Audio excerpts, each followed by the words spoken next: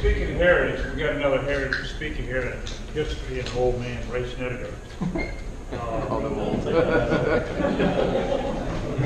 Older than me, we'll put it that way. Ray's going to tell you a very good story if you hadn't heard it before. Some of us have heard it 8 or 9 times. But you know, Ray's history, tell you some history about the guy. He's been all over. He's had a lot of airplane experience. He's in the Air Force 31 plus years. It was back before they started the 30-year high year. 10 years, could go to 33. But Ray started out on C-47s, ECs, and gunships, ACs, 119s, 130s, 141s, C5, $7,700. And then when he didn't have enough Air Force, he went to work for Airborne Express for 20 more years. So he's got almost 52 years dealing with Air Force. A lot more than most people. But with that, no further ado, I'd like to invite a good friend of mine, a mentor of mine, Chief Ray Snedeker. Good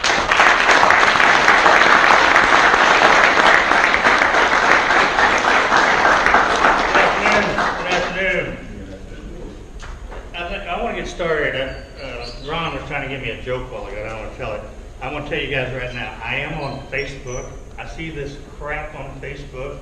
These C-17 guys always throwing that crap out there, what they can do, and the 130 guys are fighting with it. So before you think that I'm a strat guy that can't bring an airplane home with this story, Mike has told you some of the experience I've had. So I've been a TAC guy before. I've done some of these things that you guys are doing today. Back before we had rules and regulations, we just did. If a guy flies C-47s, you know he's got to be fairly old. I turned 39 July the 12th. So, okay. Just to lead in some background, I've had 2 jobs before I was a loadmaster. I was in security service my first about 3.5 years. Stationed with Sawa, Japan, radio intercept operator, monitoring communist transmissions to see who's spying on us in the world.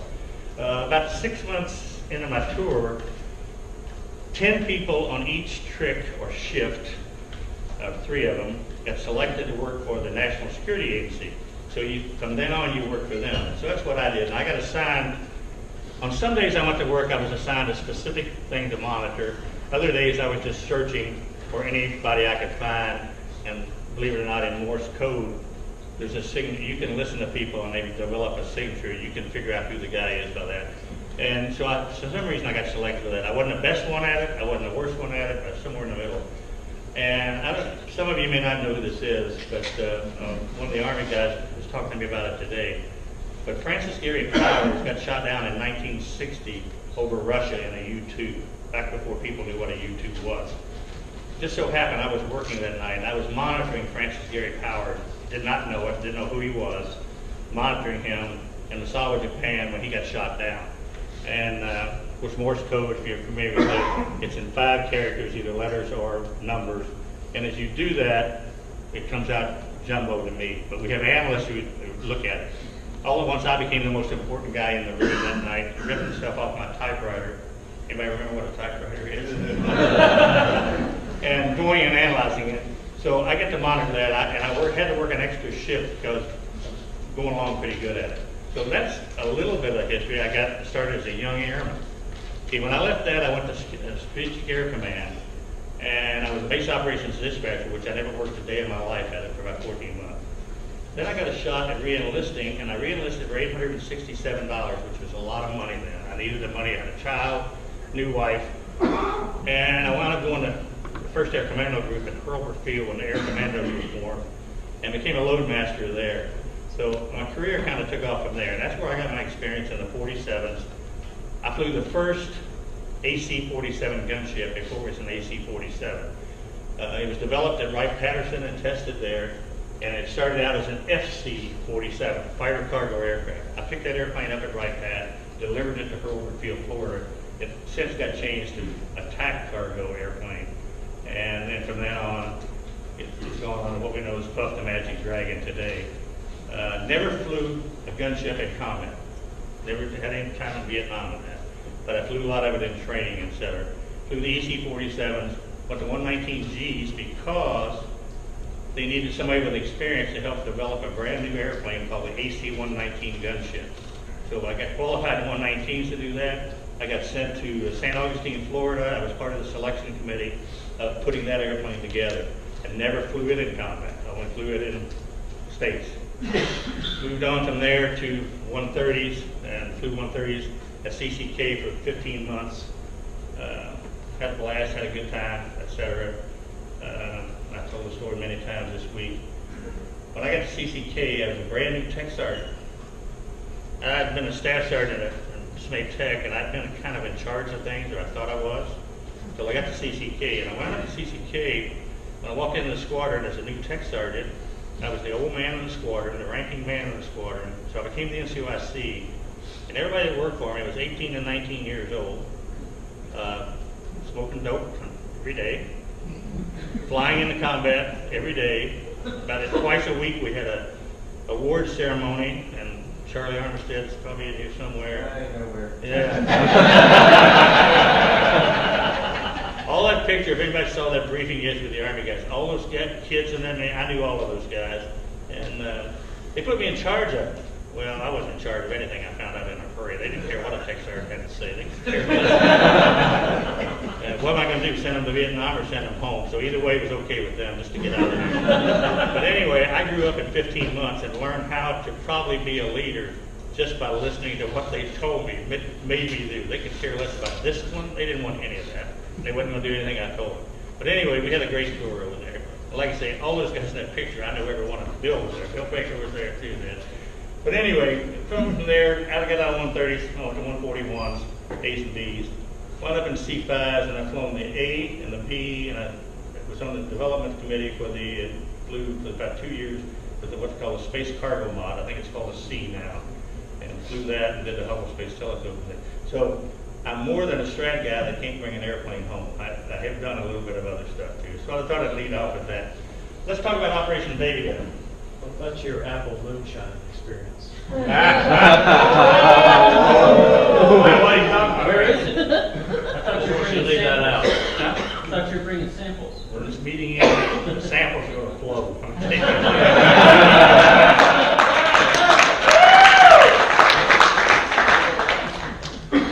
I went up on this airplane, on this mission, actually, by happenstance.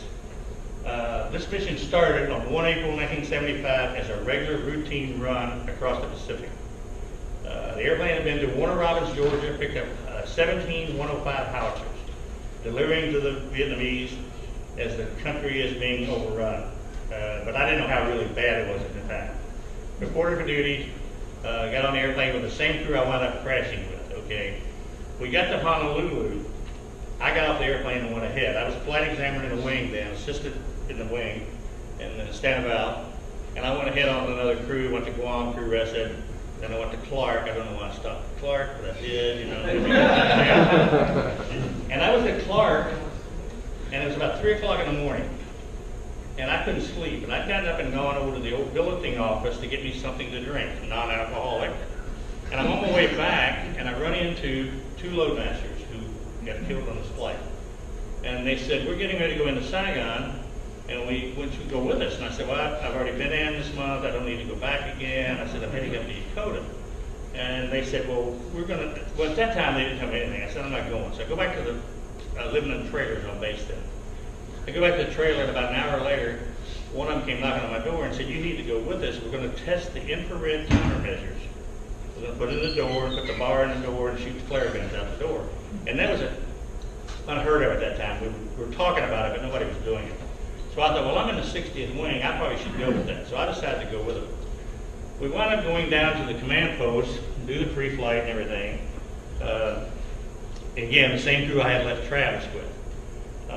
While we're doing a pre-flight, a lot of curls started showing up at the airplane for some reason. And this is on the 4th of April. Now, on the 3rd of April, President Ford had made an announcement in San Diego that we're going to start this operation called Operation Babylift. Unbeknownst to us, we had not seen it, we didn't know anything about it. And we're going to go into Vietnam and we're going to pick up these babies, all these Amerasian babies that were fathered by Americans and Vietnamese mothers. And the thought process at that time was, that these children were going to be killed because they were mixed race and they were going to be killed, so we wanted to get them out. Now, you can read, pick up papers and things.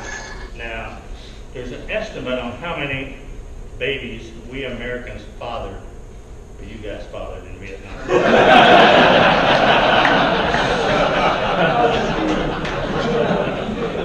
The big boys told me about this. But the estimate is you can read anywhere from 50,000 to 80,000 babies were fathered by Americans in Vietnam during that period. Out of that, the final total is somewhere between 2,000 and 3,000 that we eventually got out of there before the country fell. So it's a very small percentage of those. And I have a lady here with me today who was on the airplane with me that day, a young kid. And we went back in 2014, and I can tell you, we saw some of the children that got left behind that are grown up now. They live on the street. They're ostracized. They didn't kill them, but they might as well have. They can't get a passport. They can't get a job. So they can't get out of the country. Can't get a job. So they live on the street. But we got somewhere between, we hear, the estimate we keep hearing is 3,000. You'll reach some places 2,000 got out before the country fell.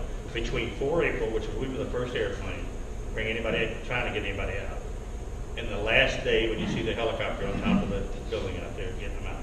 Somewhere between 2,000 and 3,000 people. But anyway, we get down there, and almost these colonels show up. And they start talking to the officers. They weren't talking to me at all.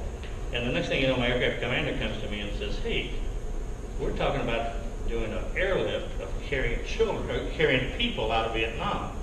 And I said, who are we carrying out? He said, we don't know. And he said, I'm looking for somebody that had combat loading experience. And it turned out I was the guy that only one on the crew that had been in Vietnam and done even the 47s and a lot of it in 130s, of combat loading and floor loading and body bags and pieces of bodies, etc. I carried all of them. He said, you need to come with me. So I went up in the briefing. We go in and they start talking about what they're going to do. So my question was, who are we carrying out? Well, the estimate was, how many people can you put on C5 and you floor load them and put them in a troop compartment? I don't know. What are we bringing? Are we bringing babies out? Well, we don't know. We're bringing Americans? Or we're carrying Vietnamese women? What are we carrying? They didn't know. So I came up with a number that I thought we could do just by trying to calculate quickly in my head.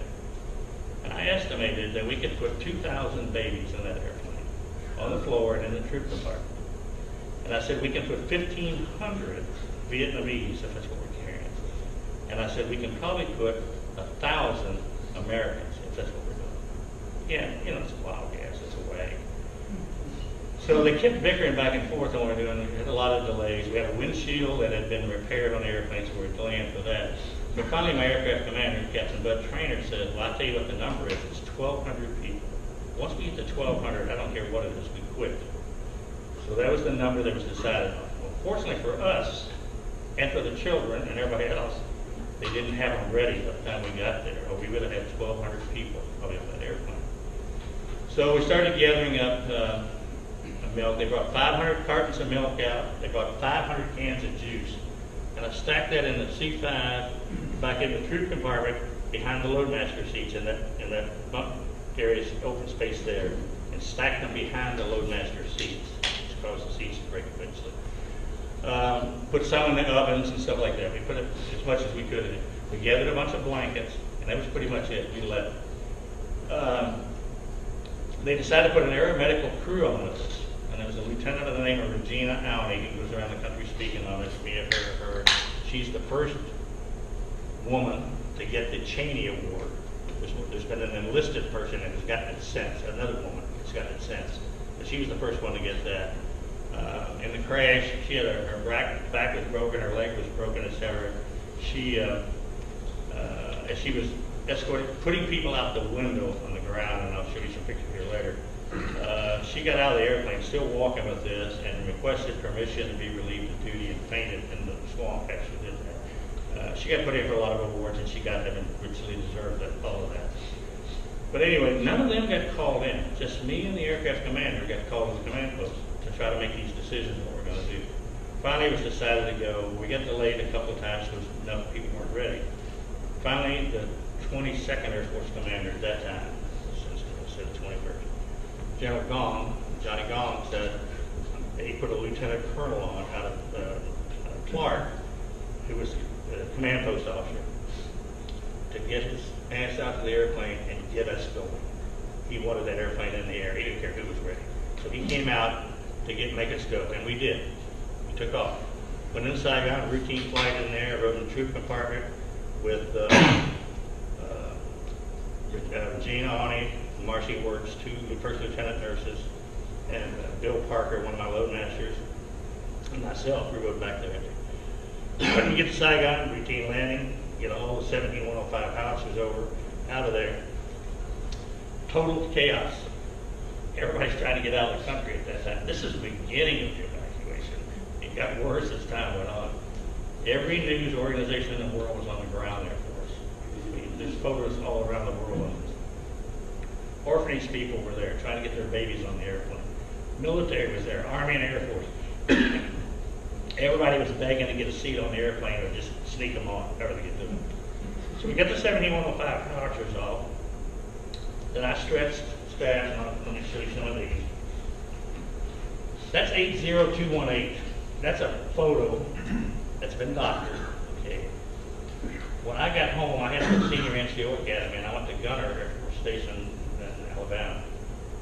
And I had a class assignment to do, and I went to the library to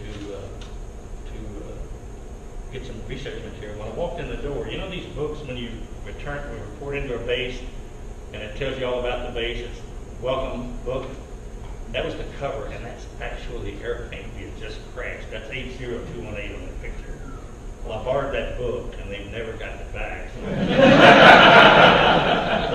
I put my story together, and I still have it. That is actually, now, if you go to, and that picture's taken in Dakota, Mount Fuji is not that close. That picture's been doctored out quite a bit. Okay.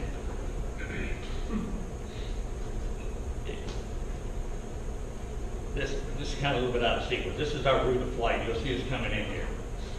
That's as far as, that was our first impact. You see the point of that arrow. Okay. We didn't quite get back around. We got across that river. This is what the car, this is an actual picture of my cargo floor that day. Okay. I can still see every one of these women.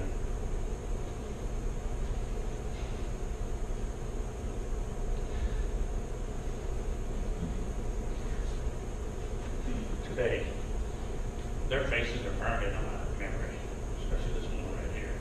But all these women on here are 51 defense attaché officers' wives that a brigadier general sneaked onto our airplane and gave me a manifest which I stuck in my flight suit pocket. Okay. They were accompanying, supposedly, these babies which had been taken out of orphanages, and we were trying to get them back. Most of these children had an adoptive parent in the States. Yul Brynner, the actor, had 2 of these. There's other famous people that had some of them. But they were accompanying these kids, and the general was using that as an excuse to get his people out of the country against Ambassador Graham Martin's orders. The general got fired. He got kicked out of the Air Force. So they go to the crash. But put these blankets on the floor, put these pillows on, put these babies down. These women slid their legs under the seats, and we strapped them down. That's how the combat loaded. From the wing well forward in the airplane is these people.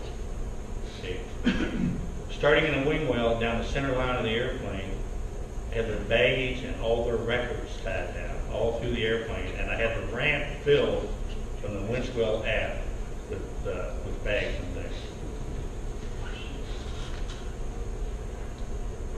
These kids were set along the catwalk on the C5. They put a pillow across them and a strap was holding them in place. You see what I'm talking about? Amerasian babies. They were black fathers, white fathers, whatever. You know, whoever so was fighting the war. They were the dads of these kids, and they had to get them out of the country. And like I said, I don't know how many on my airplane had adoptive parents, but I can tell you a story about another airplane that got in Presidio later. All of them did not have an adoptive parent. I remember these kids sitting there that day. Troop compartment, 75 seats, 2 loadmaster seats, and 73 for packs. I had 145 babies in 75 seats. No adult had a seat in the car, in the troop compartment.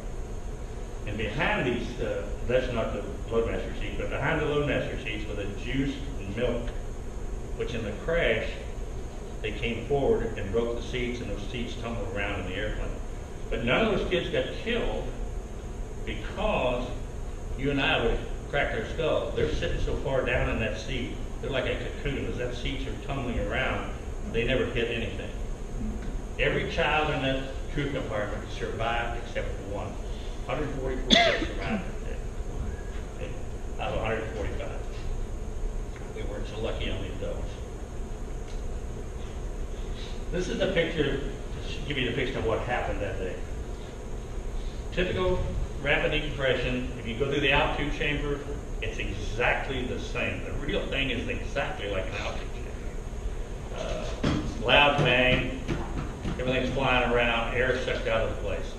I was in the troop compartment, or the cargo compartment, and I made the takeoff out of the standard 130 load position in Vietnam, standing in the left troop door looking out. That's how I made the takeoff out of there. Right after takeoff, we had a lady in the cargo compartment who had a cast on both feet, both legs, and she started vomiting and blood, etc. So I went forward to check on her. We had 10 medical crew with 4 nurses and 6 medics on board. So as they started tending to her, one of the nurses told me to go get some water. So I go upstairs to the troop compartment, or the flight deck, to get a jug of water. As I'm up there, I go up there and I get me a drink of water, and I sit down in the seat between and in front of the what we call the coat closet there. There's 3 seats there. There's a navigator sitting in one, flight engineer in the other. I sat in the middle seat. No more sat down, and I put the cup up my mouth. We had a rapid decompression. Bang, boom. All the insulation came off the airplane. All that came in on top of us there. Immediately, we went into a left bank going down. We were 23,800 feet at the time this happened. This is my 3rd. I've been in 3 airplane crashes. I've been trapped in one that was on fire. First one I've ever been scared in. I knew I was in serious trouble at that point. I didn't really know how high I was, but I knew we were in trouble. We immediately went into a left bank. The first thought in my mind was, if I could put my feet on the ground right now, I'm alive. I'm okay, I'm safe. And I probably said that 100 times in my mind as it was going down. And all at once he tried to recover the airplane and started flying. Aircraft commander yelled at me. The first thing I grabbed, the oxygen bottle off the wall. No oxygen mask, drop-down mask in the ceiling in the relief crew compartment worked. They hadn't been inspected enough, so being in these hot climates in Saudi and all these places we'd go in the Far East, they had melted the hoses together, and they didn't work. I pulled it out. I pulled the oxygen mask out of the ceiling. Didn't need it, but I thought I did. But the oxygen mask didn't work. I jumped up and grabbed me an oxygen bottle before anybody else got to it. I didn't need that either, but I thought it. In the meantime, the aircraft commander is yelling at me from the cockpit to get up there. So I go up there and he tells me to go down and survey the situation, but this time we're going back down again. I go down the ladder. As I look to the back of the airplane, I'm halfway down the ladder. I look to the back. The back end is gone. It's nothing but open air out there. Control cables are dangling down in the breeze. Hydraulic fluid is pumping out of the airplane, nothing but red. And the first thought went through my mind was spaghetti. For whatever reason, I kept looking at that. In the meantime, we're going down. I get down in the cargo compartment. I'm on my hands and knees crawling uphill to try to go back and survey for him what's wrong in the back of the airplane. As I'm crawling through the airplane, we have these women screaming at me. Where's my baby? Where's my child? Well, that's okay. Well, no. He used to be right there where that strap is at. The baby's not there anymore. I'm still trying to, I don't know where that baby's at, but I'm trying to reassure them. I keep crawling through them, and I go to the back of the airplane. When I get back there, it is total chaos. The airplane, when it came down, some of you are familiar with the C5. No, there's 7 locks here, and 7 locks on this side. On the right-hand side, there's a bell crank controls these 3 locks, and the bell crank controls the last 4. Same way on this side. But what had happened was this bell crank right here got replaced at Travis. After it had gone to Warner Robins, came back to Travis, they had, we're calling this airplane A. They had airplane B out on the ramp somewhere that needed a new bell crank. For whatever reason, there's like 10 airplanes on the ramp. They decided to take the bell crank off a loaded airplane, transfer it to B. Then they went to airplane C, because we had a 16-hour ground time. But the airplane C got a bell crank put it back on this airplane. Well, the finding out of all this was bell cranks are not interchangeable on the airplanes. Can't do that. But they didn't know that then. Excuse me. They replaced that. When they got done, my understanding is it takes about 8 hours to re-rig a door after you've done this kind of maintenance on an airplane. By that time, we didn't have 8 hours left. So we had a chief, a tech sergeant, and a civilian that were kind of in charge of that project. They were telling me they couldn't get it done. Well, they were directed to get that airplane signed off and get it ready. We weren't going to get a late takeoff. But we knew none of this. So they ran it through 6 times manually, signed it off. Now they determined the accident that each time they ran it through, this bell crank was so many thousandths of an inch too short. They think now, each time they ran it through manually, it cracked it. We fly all the way to Saigon without opening the door because we're loaded. We get to Saigon, we open the doors. When we do that, probably cracked it again. We get all these people on board, we get ready to leave. When we do that, the door won't lock. I'm outside on a headset. We ran it through 4, maybe 5 times. The light went out, everybody assumes it's locked, and away we go. We get the airplane going. Well, as soon as we got to 23,800 feet, these 3 locks right here released because the bell crank broke. It left 4 locks holding here and 7 on this side. Left a moment, just a microsecond, I guess, long enough, instead of just blowing the ramp out and blowing everything and we turn around and go back to Saigon, 4 locks held this long enough, and these 7, to allow the pressure door to fall off the stops back here and come down, and then it ripped loose, and the pressure door, once it went past the bulkhead, it went up. And that time on the C5, all the control cables went through the center line of the airplane. The hydraulic lines all went down through the center line of the airplane. Now you can find them on C5, like they're all on the outside now. It's not even.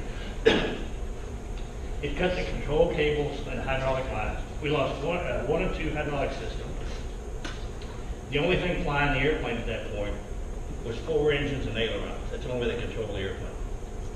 At the time this happened, when it went out, this ramp ripped off right here, right behind the winch well, and all the way across here.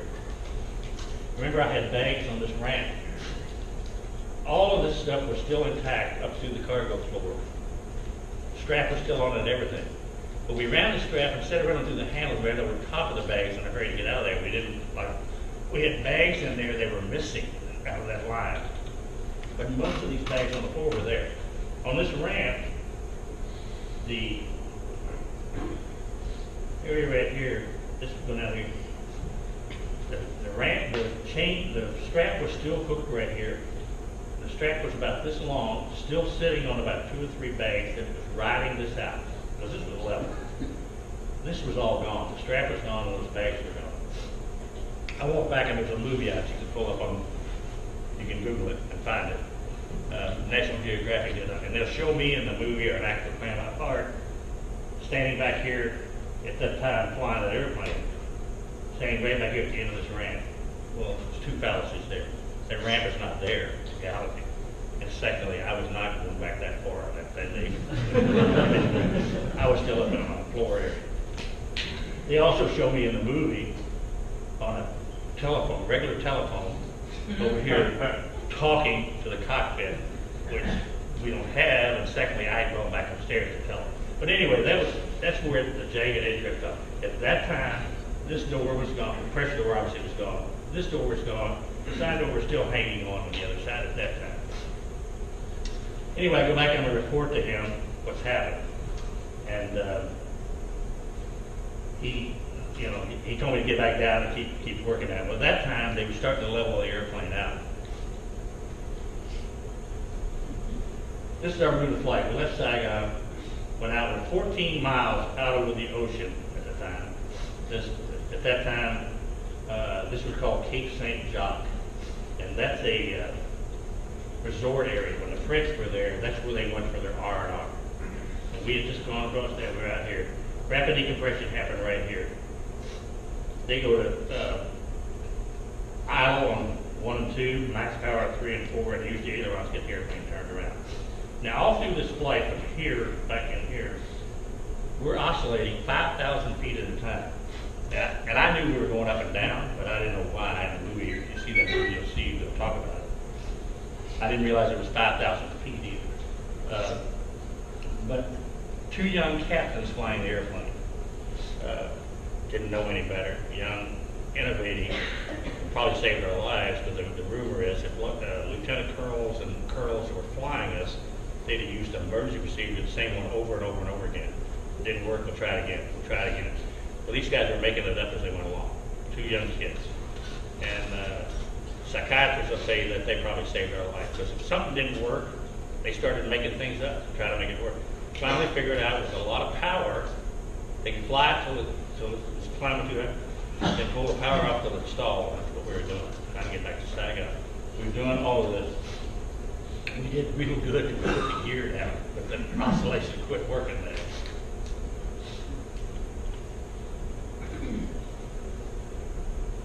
We get in this in a minute. The whole time we were flying, at that point I wasn't scared anymore. I mean, I thought we were going to make it back, no big deal. And these ladies in the cargo department were saying, we need to go back to Saigon, we need to go back to Saigon. Some of them were saying, no, we need to go to the Philippines. I don't want to go back to Saigon. We had no control. The aircraft commander was running this, and he was going to make it back. He thought, get the airplane turned around, we're heading back. We put the gear down at 10,000 feet. At that time, they had full control of the airplane by flying it like this. As soon as they put the gear down, they couldn't control it anymore. So, airplane starts going down, it goes into the left bank. As they get closer to the ground, they realize they're probably not going to make it. At this point of first impact here of a C5, you know how big the C5 is? Our first impact, we're doing 289 knots and still accelerating, trying to get the airplane to climb again because it's going down. I don't know that. I'm not on headset. They tell me in the cockpit all they can see was the green of the field down there. And he kept applying power. Psychiatrists will tell you can't do that either. They tell you if a pilot is flying the airplane that's flying into the ground, he's going to try to put the brakes on it. He's not going to try to fly it faster. They did that. Just as we touched down at 289 knots, which is about 325 miles an hour, the airplane, they pulled the power back to idle just as it got to the ground, and it flared at that point. They think it's because of speed and heat density and stuff. The airplane flared, and when it did, it took most of the main gear tires off the airplane and left the nose gear still on it. Most of the stuff was gone, just the bogies were sticking down in. As we're going through here all at once, and up to that point, I had a loadmaster come to me and he said, we need to get prepared for crash landing. And he said, we need to get our crash landing checklist set. Made sense to me. I'd store everything in the bunk room. I'm an aircrew standardization. I'm the smartest guy on the airplane, right? So I said, okay, I run upstairs. I get my book bag out and I pull my checklist out. I start thumbing through it and I said, there's no such thing as a crash landing checklist. So I throw it into the bunk room. I throw my checklist down in the bunk room, and I thought I need to be downstairs because if we're going to crash, you know, we don't have slides down there. I'm going to need to help these people get passengers out downstairs. I start to go down the ladder.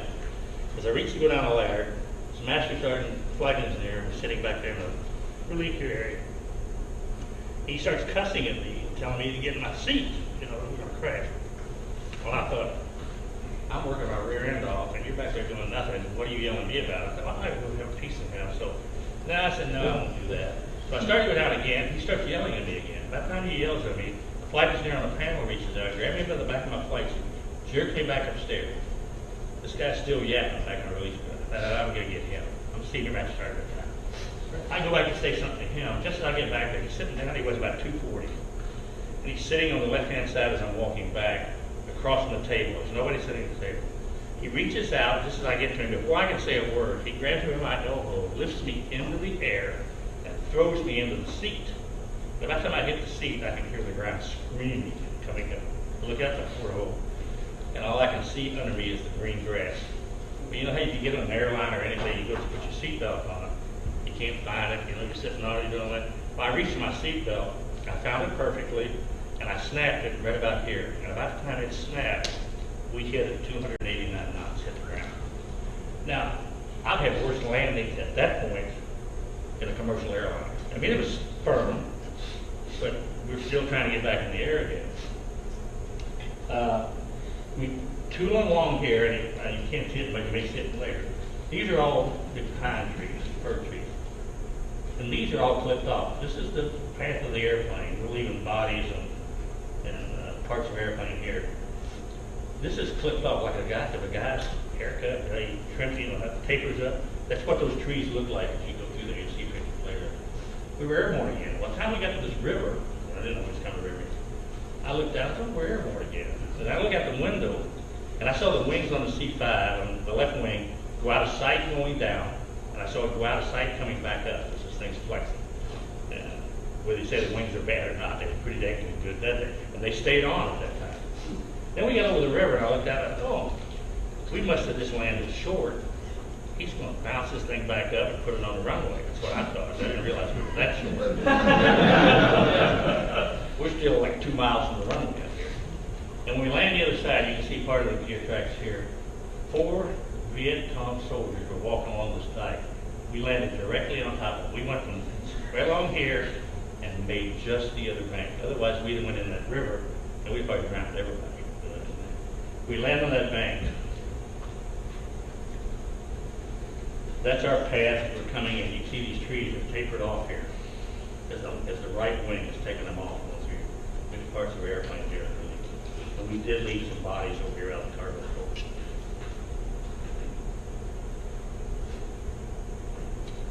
Here we go. This is the other side. This is when we land over here, start taking these tracks out. You can see the T-tail here. There'll be other parts on it. There's a cockpit. Lucky we got across that river. This is an overview. These pictures were taken by Air America. Air America was closed down. Everything was packed up. They were leaving the country. They were at the club getting drunk. First time I'd ever really welcomed a bunch of drunks in an airplane to come get me. Those guys were out there. You could smell them and everything else. And they jumped in their helicopters and came out to get us, rescue us. And South Vietnamese Air Force was in helicopters, and some USAF helicopters came out there. They were trying to they took these pictures, Air America did. Here's the debris field as we're going down. These are pieces of airplane bodies. There's the tail. There's the troop compartment with 145 babies and some adults in it. The cargo compartment, or the flight deck, and the wings part up here. And we looked at those pictures yesterday at 1:30, and we figured, how did anybody get out of that? Well, you look at this debris field, you can try to figure that out too. Again, the debris field, T-tail, 145 babies, etc.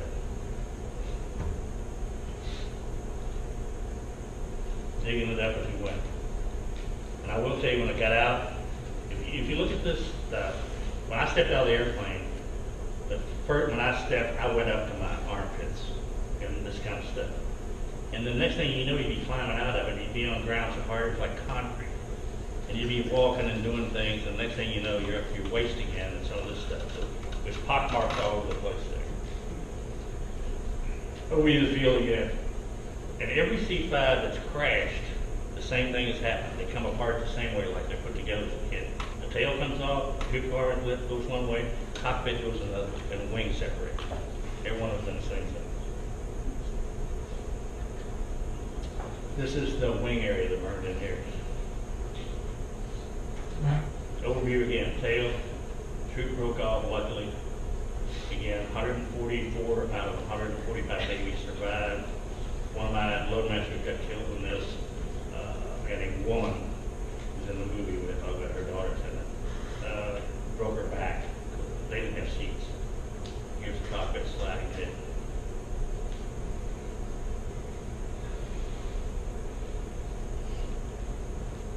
So we're dealing with the tail again.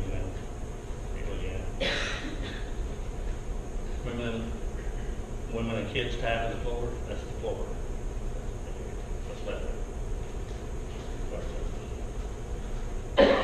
Cargo floor again. This is what it looked like when we get that. I'm walking in this stuff, trying to find people. Now this picture's taken a little bit later. You know how big a C5 is? You know what a Conex container is? These people carried this airplane away. We had 1/4 of a Conex container recovered from this airplane. It was in San Antonio for years, and the best pets in this case. You go to Vietnam today, and you go in some of those houses in this area, you'll find some of the troop compartment seats. You'll find cooking utensils made out of this airplane. People who went to their houses and seen all this stuff. They carried everything away. There they are looting. Because we didn't have cordoned off the airplane and security is in charge of nothing. They're fighting out there. Really are salvaging, gathering stuff. There's the troop compartment. They carried, that didn't happen. That was taken after the crash. Those people took that piece of that airplane off. They took the ceiling out of the airplane. Now, I was over here in the cockpit. When I got out of the airplane, I went here to help get these people. First, I looked around here. I'll tell you a story of what happened here. But I went over here to help these people. They were trying to evacuate them out, pass them out through the windows. At the time the crash was going on, after the second impact, up to the first impact, everything is in real time. And on the second, and the lights were still on. Everything was working on the first impact. On the second impact, lights went out, which was daylight. It's 4:30 in the afternoon. And the airplane started coming apart around me. And I'm sitting at the table,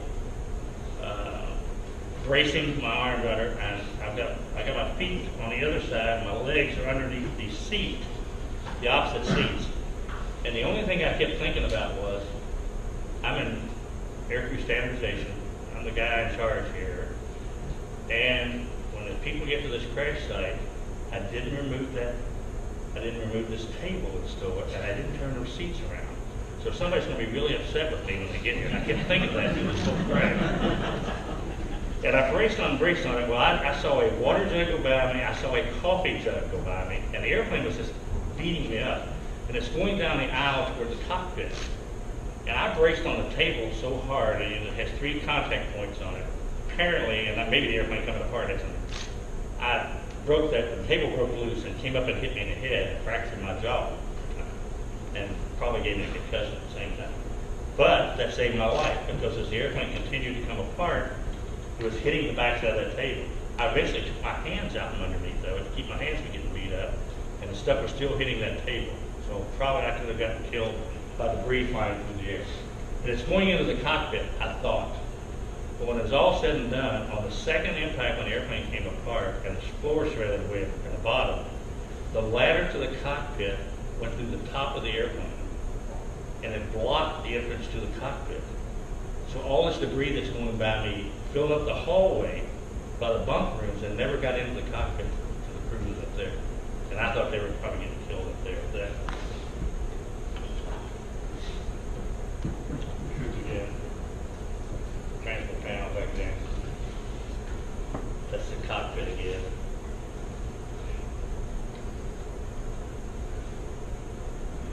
Now the guys in the cockpit, since they couldn't get out any other way, because when I got out, I got up at the table. First of all, we're upside down. I'm listening for a fire and I'm smelling for a fire. I was scared to death to get burned. I didn't hear anything. But all at once I heard babies crying. They were that close to it. But nothing else. And the wings were burning with the fuel in them. But they were far enough ahead I couldn't smell that or hear it. The navigator and flight engineer and one of the load masters sitting over there stopped me. We're hanging upside down. We've done a 380. Again, let me back up a little. As we hit the second time, we went into slow motion. The airplane's coming up. I'm going backwards like this. The airplane's turning to my left as I'm fixing out. I thought the airplane was totally together. It had broke off already in those 4 sections. It wasn't there. By the time the airplane got straight up, I'm looking like this. I thought, if it would stop right now, I'm alive. It just stopped right now. And this went on for, seemed like an eternity to me. But everything was in slow motion for me. And by the time I got over on my back, I thought if you would just hurry up, I'm done. It's over with. Just get it done with. And it went on and on forever. And all once we stopped, I'm hanging upside down. I knew exactly where I was at that time. I knew I was hanging upside down. I saw the engineer and load master and the load master jump up, or the navigator jump up and run. And I thought they were running toward the cockpit. I was so mixed up then. They were actually running the other way. They went out. The airplane ended where I was sitting at. It ends on the back side there at the galley. The galley's right there with it. Right behind that was the end of the airplane. I wound up going out there with it. When they left, I thought, that's a good idea. I need to leave too. So I unhooked my seatbelt, forgetting I'm hanging, and I fell on my head. And now I really got a concussion. When I stood up, at that point in time in C5s, we had 41 technical orders about this thick, and right behind the seats there. Those had all come out of it. And I'm standing in the middle of those tech orders. We've done a 180 in the airplane. I'm standing on the ceiling, and I can't figure out where I'm at that point. I don't know what's going on. Plus, I'm banging my head. I finally remember the direction they went in, so I ran. Well, the first thing I did was I go to this door to open it. So turn the handle. It won't go, and I thought, well, we're stuck. And I don't know where I thought I was going, because usually that's about 40 feet in the air. But it wouldn't open. So I wound up walking out right where the galley ended to go into the courier compartment. That was the end of the airplane. I stepped off in the swamp up to my armpits. The crew in the cockpit, the navigator, engineer, and 3 pilots were up here. They came out this window right here. And the only one heard in the cockpit was the co-pilot. His name is Phil Hart. He lives in Albuquerque, right outside of Albuquerque now. The rest of the crew got out, and he went to jump out backwards, like this, and he caught his leg in there, and he sprained his ankles, plus his legs were pretty much banged up and scarred up. He was trying to stop the airplane. He was putting the brakes on the whole time. We were sliding down through there, and his legs were banging up, and so we beat his legs up pretty good. He got taken to a Vietnamese hospital right away. The rest of us didn't go there soon. But anyway, they all got out. Again, the window that came out. And I told you we had a windshield problem at Clark, and they put the windshield back in and glued it or whatever the maintenance does to them. It was a cure time on it. Well, we were right at the limit for the cure time when we left. Get out of here, get out of here. So the first thing the people in the cockpit thought when it already happened, that the window had come out and killed the public co-pilot. They thought that was the window was coming out. Didn't happen. They opened this window and got out. And this debris here, here's the ceiling underneath the cockpit. When I got out of the airplane right here, I came out through this area right here. And I got out, I'm stumbling around in here and I'm looking, and I see a crew member up in here tied up in the cable. So I go up there to check on him. It turns out to be a medic. His name is Phil Wise. He's still alive today. There's only 2 people we know survived in that cargo compartment. Phil is one of them. A 15-year-old girl that I met at Clark. Don't even know what happened to her after that. She had what they call a brain bruise. She was found with her head underneath the forward ramp. And the ramp was on top of her and caused what they call a brain bruise. She was crazy, the brain bruise at the time. But Phil was up in here, so I crawled in there where he's at. I just met him. I just knew him that day. I could look at him. I thought he was dead. He was black. He was really black. He was tan looking almost between the hydraulic fluid and the mud and all that crap that he had been through. He was almost white looking. But he had a cut on his head and a flap on his head had fallen down. When I picked the flap up, his eye was bulging out of the socket. So being the doctor that I am, I thought the right thing to do was put that eye back in. So it wasn't all the way out. I took the heel in my hand and I pushed his eye back in and fell back in place. But I thought he was dead. I assured him he's going to be okay, but I didn't think he was going to make it. So I left him still tangled up in these control cages up here. I left and went other places to do different things. The aircraft commander got out later, and he found Phil, who had freed himself and gotten down in this area. And Bud went and looked at him and thought, he's not going to make it, but I'm going to try to reassure him. So he found a blanket and put over him. Not cover his head and everything, but he thought he was going to die too. Well, Phil's still alive today. Critically injured, but he did survive it. So I'd gone off to other places to help them get the babies and things, and saw sights that were unbelievable that day. This is the door. You know why it wouldn't open? They're going the wrong way. The airplane was upside down. Well, later that either fell or somebody opened it. I don't know what happened. Again, the underside of the cockpit again.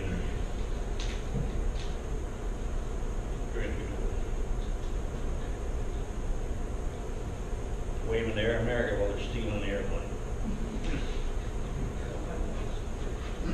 Again, overview of the whole thing again. Where was Wayne told? What's that? Where was Wayne told? Who? Wayne Oh, told. Toe wasn't on there. Yeah. But he was on there and got killed also. Now, I have a crew list here in a minute. I'll show you who got killed. Fragile panel back to the troop compartment of the, tells you it's pressurized now, this thing's locked in place. One of the engines. There they are piling it up to carry away. There's the nose gear that comes across. It wound up in the same place as the tail. Taking it home. Taking it home, carrying it out. Okay, these two guys, this is the flight engineer that jerked me back up on the flight deck. This is the guy that told me to go get my crash landing checklist. He's a little bit. This guy's a flight engineer. Ingalls is retired now. Ingalls became a minister. He never flew again. He became a minister. He's in Oregon. And P.D. Bradley worked for the post office for a while. Then he became a bus driver in Fairfield, California. And P.D. died 2 years. several years ago. It hadn't been that long ago, but maybe 2 or 3 years ago. Percy D. Bradley was his name. This lady was the biggest pain in the ass I've ever seen in my life. This lady drove me crazy before we took off. This is a famous movie star. I didn't know that day. I knew who Anna Balin was because I've seen her movies, the Comanchero and stuff.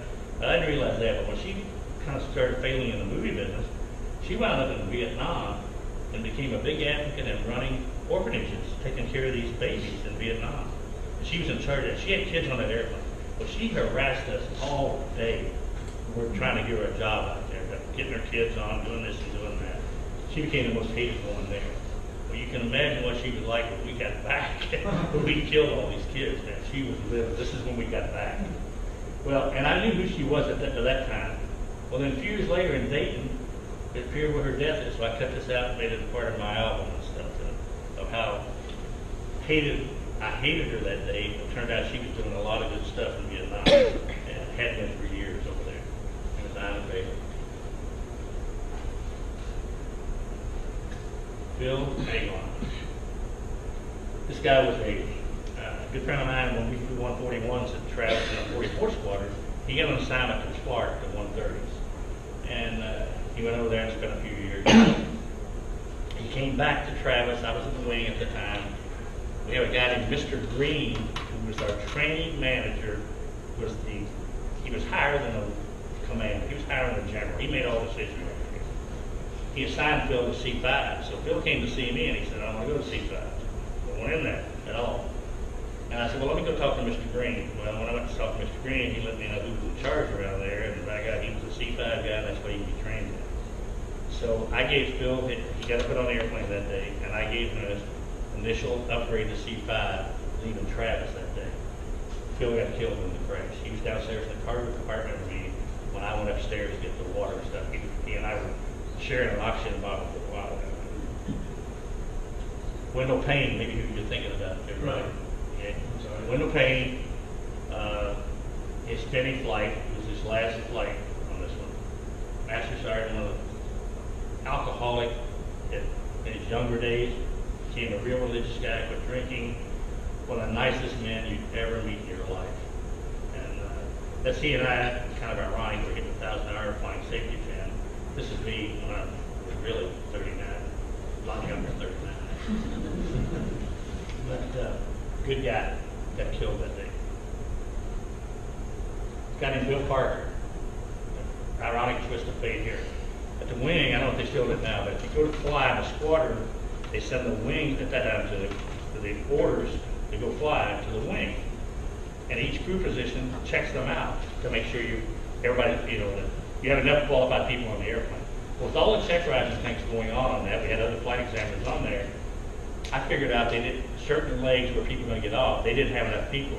So I called back the squadron. I said, "You got to put another loadmaster on that plane for this particular leg." So Bill Parker wound up getting that particular thing. He and I rode to Saigon together in the back of the airplane. Bill, in those days, we had little cassettes on it. He carried a little cassette around, country music band, playing real country stuff. He wore a Bowie knife on his flight suit all the time. Little tiny guy. Really neat guy. On takeoff out of Saigon, he didn't have a seat, so he was back in the troop compartment where they slide the water jugs in back in there, for the galley. And I'll back up a little bit on this story. This is April of 75. Well, in February of 75, I was taxiing out of Travis right in front of the command post. And we had a power transfer unit fire on the airplane. I'm up front administering check rides to a couple of reserve guys. We evacuate the airplane, go 300 yards in front of the airplane, look around. The troop compartment is not emptying out. The plane is burning in front of the command post. So me decide I need to go back in. So I run back in. I run through the cargo compartment, grabbing oxygen bottles, which were depleting as fast as I was trying to suck on them. I get up to the troop compartment, and they had the exit door open, and the slide was outside, but it would not, the container wouldn't open. They were jumping on it, beating on it. We had a crash accident, beating on it. Finally, we had 19 passengers back up 2 kilometers. Finally, it opened up and it went down. And if you've never went down those slides with a flight suit on the zippers, that's a neat trick. It'll burn you really good. But anyway, we got them out of the airplane. Got them out of the airplane. The finding in February from this incident was the safety ties on those containers were too heavy, too strong a cord. So between February and April, they modified all these to put a weaker safety tie on those containers. So on the first impact in Saigon, the inspector with the water jug, every slide in the troop compartment opened up inside the airplane, and it was smothering these babies. And they tell me, there was one back there, Bill jumps up with his Bowie knife he always carried. He was up puncturing the slides to save those babies from suffering, from suffocating. And we hit the second time. And he went from back to the galley, he went all the way through the troop compartment, back to the bathrooms and the frangible panel, and they have like a square gray thing with a little plastic stuff in the middle. He went through that and took the top of his head off. And when I got inside the troop compartment, they got everybody out. Bill was laying there on his back with his head laying out of the airplane, and the hydraulic fluid and the swamp and all that stuff was actually getting on top of his head. He was alive. I talked to Bill, had no reaction. I'm not sure if he ever heard anything I said. They got him out of the airplane. They took him in the hospital in Saigon. Some of the Vietnamese doctors worked on him. They put him in airbags. He went to Clark, worked on him some more. They took him, I think he went to Guam. He got to Hawaii, and they had a flight surgeon came to the airplane, and he said, enough's enough. So they took him off the airplane and put him in Tripler Army Hospital there. And he died there. His wife came up and pulled the plug 17 days after the crash. He was a grandkid. Had been all along. I always think about that. I put an extra guy on here. Here's the crew orders then. Now, let me tell you where all these guys are at. Now, we had a huge crew, obviously. Plus, They put a medical crew on board out of Clark, which was 2 flight nurses and 3 med techs. Regina Awney, a good friend of mine, one of my friends today. And then after we got to Saigon, President Ford had ordered all this stuff to happen, and they were preparing C5s at Travis with the kit to put all the seats in the cargo. They were actually putting them together at the time of this happened. Well, in the meantime, you know, as it goes up the chain of command, and each colonel and each general wants to get a little more recognition. The next thing you know, it was decided we got airplanes already in theater. We can send them over there. We don't need their seats. So we drew the lucky card as the next airplane going in, the floor loaders, and that's how this combat loading thing came up, trying to get publicity on the airplane. 3 C-41s and 2 C-9s went to Saigon at the same time to pick up passengers, pick up these people. They didn't have all these people ready. So the decision was made for some reason. The C-5 had a lot of bad publicity lately. We need to get some good publicity for the C-5. So we sent 3 141s and 2 C-9s out of there empty to load these people on the floor. They were equipped to handle these people. Okay. And one of the crews on that, one of the 141s, was Captain Mary Klinker. And the last 2 trips I had flown, as I was going home, in one of the legs, I ran into Mary, and we kind of became friends. And I said, you know, she gets on the airplane, she takes her crew off the airplane, 141, puts them on with us. So now we got 10 medical crews. When she walked into the airplane, I said, you know, you got to quit meeting like this. People talk about it. And Mary got killed that day. And Paget, which you'll hear somebody else talk about later, was a med tech on there. There's an award named after him now. He also got killed. So by transferring them over, she and another one got killed. But anyway, Trainer was the captain, got all the credit. Till Hart was the co-pilot who did yeoman's work and didn't get credit. Melton was a deadheading guy on there trying to get time in country. Keith Malone, his first flight. Now all these guys are alive. Keith Malone was in the jump seat, never qualified in the C5, but he was in the jump seat doing the radio calls. As they're trying to tell us to go around, he's trying to tell them we're crashing. He wrote it out. Major Wallace is still alive. Tom Langford, navigator, was in the seat up front. Strange event here. Yesterday, I got an email from a person I don't even know. His name is John something Dye, D-Y-E. He sent me an email and he said, you don't know me, but my father and Captain Langford were best friends. And I was named, my name John is named after John. And he said, John died about 2 years ago of brain cancer, and John's granddaughter had called me and told me, so I knew that already. He said, a strange, ironic thing happened. I am now getting married to a Vietnamese girl. We're getting married in Vietnam in April of next year. Is that weird? Anyway, John finally, he never flew again. Let me tell you on these guys. Trainer, the pilot, never flew again. Hart did. He became a flight instructor at flight safety analysis, then he went on to San Antonio. Melton, I'm not sure. Oh, Melton got killed. That's right. He did get killed. He jumped seat. Malone never flew again. Wallace never flew again. Langford was already scheduled to get out, so he was in the squadron a couple of months and he left. McAtee is the engineer that gave me the lift. I went back to chew out New Tennessee. He's a minister now in Colorado Springs. Ingalls is a minister in Oregon. Dion, believe it or not, was my next door neighbor. He lived around the corner from me in his backyard, butted up. He was a 141 guy, he'd never flown. He was on his dollar ride just to get some training. When we took off, and through the whole flight I was downstairs, Dion was sitting down there with them kids who were sitting along the catwalk. He was sitting in among them, just forward of the winch well, on the right-hand side. There was a lot of theory. Dion went out of the airplane, we didn't know it. He got sucked out in the rapid decompression. So there's always been a theory that he saw a light come on the panel and all that. He went back to check the door or whatever. No lights came in on the cockpit, so we don't think that's true. We think that some of the bags that are missing, some of the kids that were missing, that Dion was sitting in the right place, that he got sucked out in the vortex that came through the air. We don't know that. But at the time of the crash, we thought he was among the debris in the field. We didn't see him. They did they notified the Navy and said, we need you to find that door. We need to find that pressure door and those rails.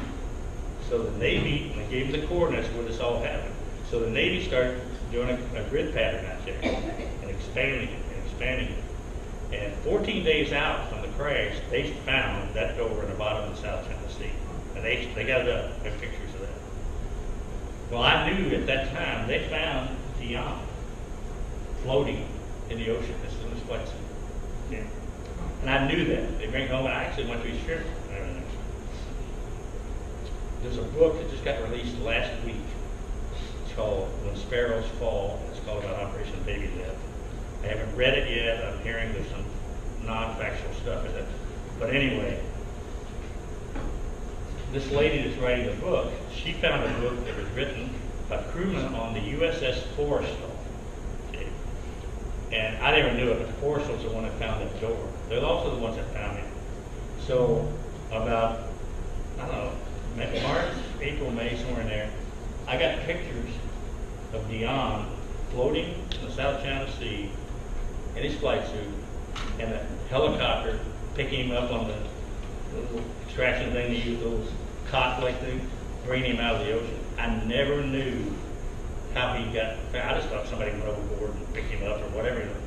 And I never knew there was pictures of it. It's in that book about the USS Forrestal. Those pictures of the guys took a picture. Perkins lived. Perkins was a senior master at the time. At the time, Regina Awney, the nurse, had gone upstairs to get the medical kit because before we left Saigon, I said, before we left Clark, I said, we need to hide all these medical supplies. We don't know who else is going to be here. It's not even narcotic. So she took them upstairs in the troop compartment, put them over top of the grate looking down to the floor. She had gone back to get them. Perkins went to get a jug of water. I went up front to get a jug of water.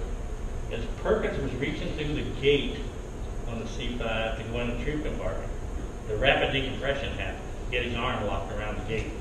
Hadn't even hooked it yet. He held on. His legs went up underneath the floor, broke both his legs. And Parker, he's a little guy. Perkins was about 6'4", probably weighed 213, 214, 215, maybe more. He won't fit through that grate. He won't fit through that place. Parker weighed about 120 pounds. He jerked him. He released his arms off that gate and jerked him through that gate and brought him into the troop compartment and saved his life. So another anecdote story, but I can tell you right now, Perkins will not fit through that gate. He got into it and got his arms unlocked. You probably never got my arms unlocked off that gate. P.D. Bradley lived. He just recently died. Phil Aguilon passed away. Peter P. Dowdy died in Oregon maybe 10 years ago. He was in the troop compartment. I have another one of the babies that was on the airplane that remembers him and remembers a fire that was in there. Burnt the hair out, his flight suit pulled up, burnt the fire. It had a flash fire, oxygen fire burning. He was holding two babies in his arm. Wendell got killed, Parker got killed, Flanagan lived. Then we had the other two medical crews. Now, when I mention those names, you look at that and who died. Bill Aguilon, Wendell Payne, Bill Parker. Mark Raymond charged the chapter at Travis. That's the name of the PLA chapter. Parker Aguilon Payne. He saw that happened. And I went out and helped him dedicate those things to that. Good bunch of guys, really good bunch of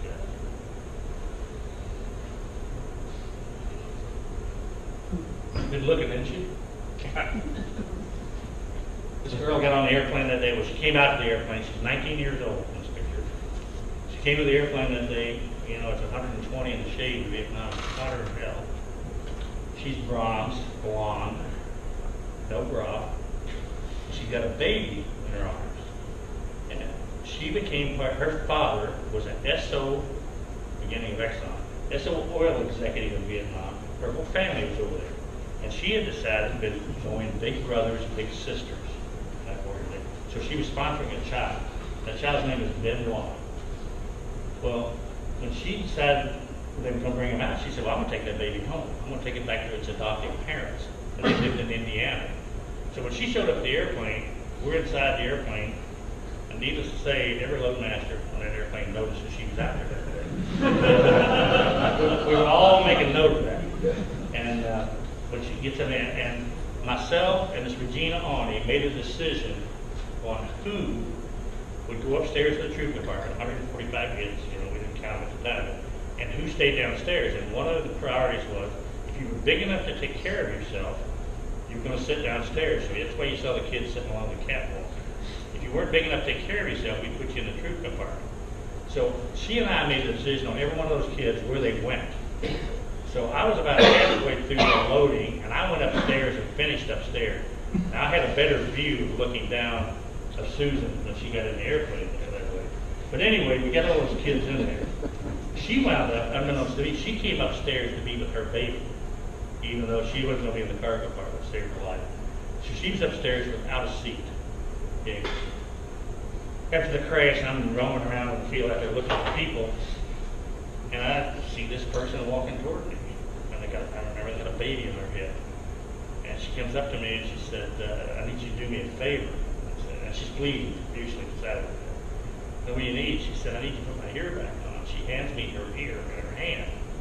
Now, I'd already put an eye back in, so it wouldn't help me. So I remember taking that ear, and I took my handkerchief out of my flight suit, and I wiped down her head. And the only thing on her head was an ear, about the bottom of the ear, and there was a gold stud in there. The rest of it was in my hand. And it's like a piece of china. You put it together, it fit perfectly. Everything was perfect on it. Put it back on, I wrapped my handkerchief around it, and she walked away with that baby in her head. So we spent 36 hours in Saigon, got an air back down, I got to Clark, been there a couple of days, been debriefed, and I'm walking down the hall in my flight suit, the only thing I had left, they washed it up for me. And the elevator door opens, and this person walks out of the elevator, and their head wrapped like this, around. She said, hey, how you doing? She said, do you remember me? I said, no. She said, you put my ear back on. Yeah, I remember that. And she said, and we had a little conversation. She said, I was so embarrassed that day. I said, about what? She said, you didn't notice? And I said, notice what? She said, my shirt, my top got ripped off in the crash. I was naked from the waist up. You know I was in shock. I did not notice that lady was naked from the waist up. But, I'm from Kentucky, so it turns out we're cousins. We're like third cousins. This all works out okay. Anyway, we had a falling out. We corresponded for a long time, and then she got into the lawsuits in Washington, D.C., and Lockheed and the Air Force got sued. And everybody who adopted a parent of these babies collected a lot of money, millions, at least $2 million, just about everybody that adopted that sued. And she joined the lawsuit as part of that. So she and I had a falling out of it. We went probably 20, 25, maybe longer years without speaking again. And all at once I decided, I need to make up over this. I don't need to be mad about that. So I went to Google her, and I found an article where she was living in Tacoma, Washington. And they found an article on her where some reporter had written a story on her, and she was looking for her child. She'd lost track of where it's been while I'd gone to. So she'd been looking for him, and she hadn't found him at that time. So I thought, well, I'll call that paper, I'll talk to that reporter, and I'll get the name and the phone number. So I called, the reporter no longer worked there, and and then I said, well, can I get a phone number and email? They said, we can't give that out to you. So I kind of forgot about it. Well, a couple of years after that, I came home from work one day, and I had a message on my phone, which I still have at home, home phone. She had gotten my phone number from a guy named Bill Wise, the guy I drove at the wedding, and she had called me. So we had kind of made up again. Now we talk quite a bit. Other than being evacuated back to the States, she's never been on an airplane again. She will not get in there. She travels everywhere by train or bus. And she's a nurse in Tacoma, Washington, to this day. And it's kind of a neat message she left me. The reason she became a nurse is because of that crash, and she goes into a lot of details and things. So it's kind of ironic. But she looked good that day in Saigon. Now we're back to the airplane again. I just finish up with this. I probably left out a lot of stuff. Some of you heard the story where I want to ask a question about her. I mean, anybody can ask me any question. And then we're gonna bring a real special guest. Anybody got a question or anything else? Yes, sir. I hauled the door back after they found it. Oh, you did? Yeah. And it had a big hole in it. Yeah. And you've never convinced me they could even find something like that, but they did. They found it. And it wasn't down that far. I want to say like 8,000 feet or something, but sonar picked that up and they got it out. Plus the latest thing. Are you going to talk about names in the phone book at some point? Yeah. You read stories about this, about these kids going back to Vietnam and finding their mother or finding their father and all that kind of stuff. Not going to happen, folks. Not going to happen. I'll tell you why. These kids got ready to go. They were waiting on the airplane to come in, and the orphanage gathers these kids up and they bust them down to Saigon and they got them ready to go. And the Vietnamese said, not going to happen. Where's their passport? Those kids don't have a passport. They were found on the street, or their mother dropped them off in an orphanage, you know. They have nothing. And most of the people didn't know their names. So they run them back to the orphanage.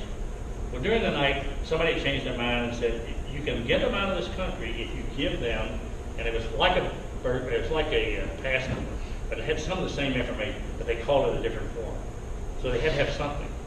So they go to the orphanages, and they get a doctor, and he goes to the orphanage and says, that one's 6 months old, that one's a year old, that one's 4 years old, 2 years old, etc. Okay, now they need a birthday. So they gave him a birthday. And there's a woman named Leanne Feynman. She lives in Colorado. She was away in Vietnam 5 days, and she was there when we did this. And she's a big advocate and does a lot of stuff now for these kids. But she was given the task to give them names. So she took a Vietnamese phone book and started down the phone book. First name is you, second name is you, third name is you, third name. Yeah. So that's their name. So when you go looking for your parents, it's not even your name. Now some people, I guess, are doing DNA stuff now, I'm hearing. I don't know how that's working. And I have one friend, a really good friend. There's a couple of them that I call them my angel daughters. She was 5 years old at the time. That's another interesting story. I don't remember her. And I was at a reunion in 2012. She comes up to me and she said, I was on that airplane with you. And you see a picture of you and believe it's her. She looks like an American. And I said, oh, that's good. And we talked a little bit. She said, I was 5 years old. I said, no, you weren't. Couldn't be 5 years old. If you were 5 years old, you'd have been in the cargo compartment. You'd be dead today. She said, no, I was malnourished. I was sick. I was a real petite little thing. She said, you apparently made a mistake. You put me upstairs. I said, like, now she knows what her name is. Her name is Ngocamh, Ngocamh. She knows she was 5. She remembers her mother dropping her off at an orphanage, and she has 2 brothers and a sister. She doesn't know who they are. She doesn't know anything about them. She's contemplated hypnosis to try to remember some of this stuff. Doesn't speak a word of Vietnamese, but she spoke Vietnamese when she came to the States. And her bad luck, she didn't have a adoptive parent. She looks like any American you've ever seen. She gets to Presidio, has no adoptive parent. They just threw her on the airplane, we suspect, because she's going to get killed, but nobody picked her up. So her parents show up at Presidio to pick up their baby. They're named Kim Ingo. And when they go in, they said, we got bad news for you. Your child got killed in a plane crash. But we've got about 12 kids in this other room. So if you want to pick out one, just go ahead and pick out any one you want. Those kids. So she got picked with this Kaminga family. They lived in Los Angeles. Her next door neighbor growing up was James Cameron, who did Titanic. And Catherine Grigsby was his wife's name at the time. She's friends with all these kind of people. She's in the Hollywood part of it too. So the bad luck of having nobody adopt you to get to the right person. So, but she will be with me in San Antonio next month. We'll be down there. She's going to join us the next day. But yeah, these kids don't know their birthday. They don't know their name. They don't know their parents. And they're not going to find that. Other than DNA paperwork. Anything else on this? I got a real treat for you. Have one of the babies up there. Was that like sure? Come on. Okay. Come on up here. This So- is Darren Lockhart. She was 1 year old at the time in the crash with me.